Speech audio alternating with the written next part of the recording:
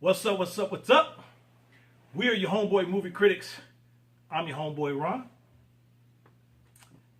And this apparently is Huey P. Newton. And I'm your homeboy D. So, this is a review, probably a little more serious than some of our other reviews. This is for a movie called I'm Not Your Negro. Don't laugh. That is truly the title of the movie. Is the title. You probably haven't seen many commercials for it. It's kind of it's an independent movie. It's a little documentary. I think James Baldwin really wanted to say the N word I think so too. in that, but then when they actually turned it into the documentary, because he had wrote this a while way back, because I mean he died in the 80s, so Okay. he wrote it way back then. Oh, see, okay, I'm glad you told me that. Yeah, I wasn't so sure. he wrote it. He already had this written, and then they finally decided to turn it into something. Okay. Yeah, so he actually was going to use the word because back then it was more easily thrown out Right. than what it is now. We throw it out amongst our own, but we change it up a little bit. And white people, you don't understand that. You ain't gonna never understand it, but we Hold on. we do that. I'm black, and I don't understand. Yeah, you got it. I don't understand it. I swear to God, I've never been okay with it. I don't condone it.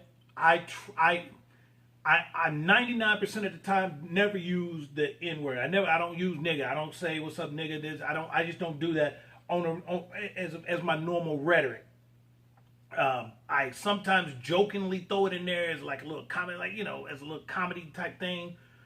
But for the most part, I don't condone it, and I don't understand it. I don't understand. I understand it fully. That's what we. I don't think it's okay for us to say, well, we could use it, but they can't. It's just Yeah. idiotic to me. It's just they haven't been through the struggle to be able to use it. See, that's my point exactly. The fact that we went through it, I can't understand why we would That's even how embrace that word. But because when we changed it, that's how we took away some of the pain. That's how we took away some of the sting. We could have just used a completely different word. They could. Do you realize, man? I firmly believe this. If black folks quit saying it, that word would it wouldn't cease to exist because they would still say it behind closed doors, but publicly it would cease to exist because we're the ones saying it 95% of the time. That word would go away, man. We could come up with other words, man. We're very creative people. We all know that. So I mean, we built this. So, but hey, so I'm Not Your Negro. It's a documentary written by James Baldwin, and he wrote this. I think it was a book or a manifesto or maybe it was a script or something that he intended to be a book or a movie. But he wrote it for his friends, Malcolm X, Dr. Martin Luther King Jr., and Medgar Evers. Medgar Evans. Evers? No, not Evans. Yeah. He was good friends with those guys, or at least knew them to some degree to where it touched him when they were killed.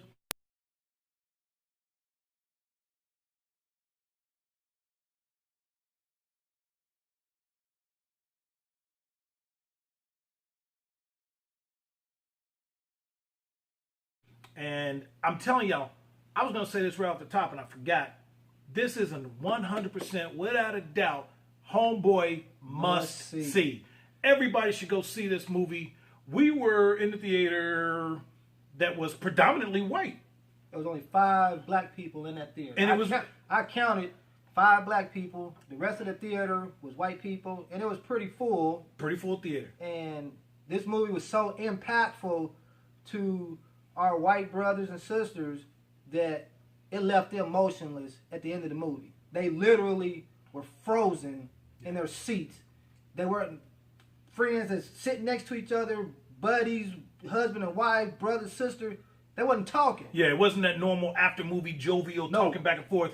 It was everybody was stunned. Still looking at the screen. And just like, wow. And you know what, man? I actually liked the fact that there were a good turnout of white people going to see. I like that. Yeah. Because white people need to go see this movie to get some sort of understanding of what we've been through, just through the eyes and through the words of one man.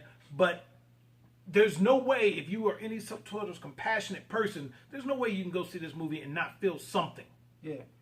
I mean, I got a couple other ones that I think people must see. Like I'm going to throw it out for this. The 13th, which is another documentary. and if you haven't seen the movie Birth of a Nation.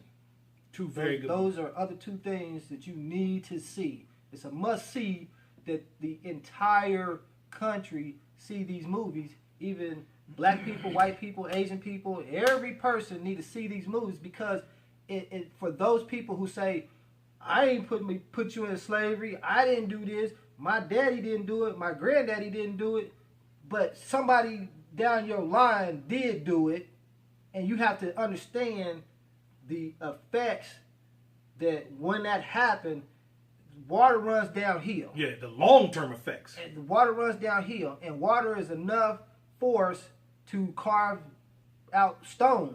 So that effect, those things that they happen to the black people, is still running downhill, and it's still carving the stone. It's still carving into us, and it's still painful for some people more than others. Yeah.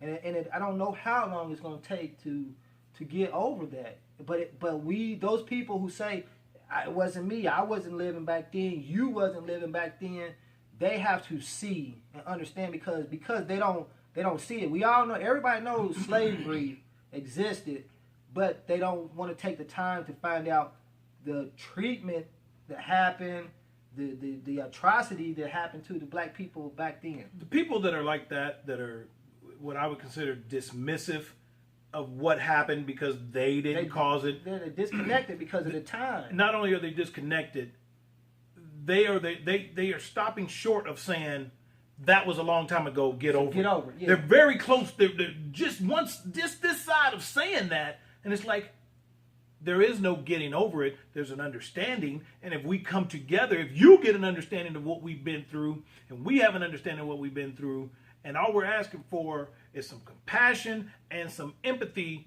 to what our people have been through, because we are still feeling the effects of what happened way back then. And if you don't understand that, definitely ought to go check out not only this documentary, but so many other really good documentaries to fully understand what we're coming from.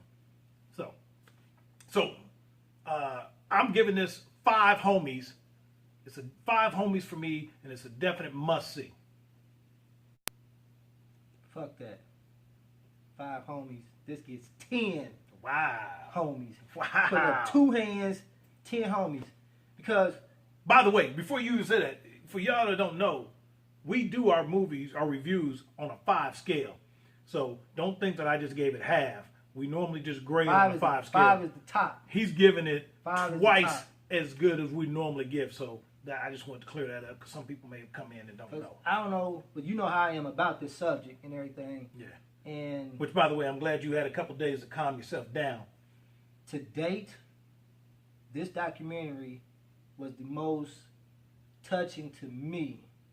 I have educated myself on a lot of this civil rights stuff and the slavery. I know all kind of dates. I know all kind of events that happen. I know where they happen at, cities, states, all that stuff. I know people's names, but this one person, James Baldwin, had never heard of him. And I talked to another person that's more of a historian than myself. I mean, this dude that I talked to about this, he could teach history. Okay. And he's an actual expert on the Civil War. Had he heard of it again? No. Wow. He's an actual expert on the Civil War era, but he still knows a tremendous amount of history. And he's definitely more of a historian than myself. And when I told him about this, he was like, "Who?" And he's like, "Me? I don't know about him." I bet he's gonna go see the movie. Oh yeah, definitely. Yeah. And he's white. Nice. And he's white. Nice. Yes. So if you live here in Indiana, it is only playing at Keystone to Crossing at the where they play all the independent movies. If you live other places, check your local theaters and stuff. Find it. Please find it. Find this documentary and look at it. Watch it. It's only an hour and 36 minutes, so it's not that long. So don't give me that. I want to see some long drawn out. No, but it should make you start thinking and give you an idea of going about changing. So there you go. That's our review on that. It's not a whole lot more. There's a whole lot more we could say, but in the interest of keeping this relatively short, Stay tuned for the next review we're going to do. Number 4 after this one. I'm your homeboy Ron. And I am your homeboy D. Get out of here.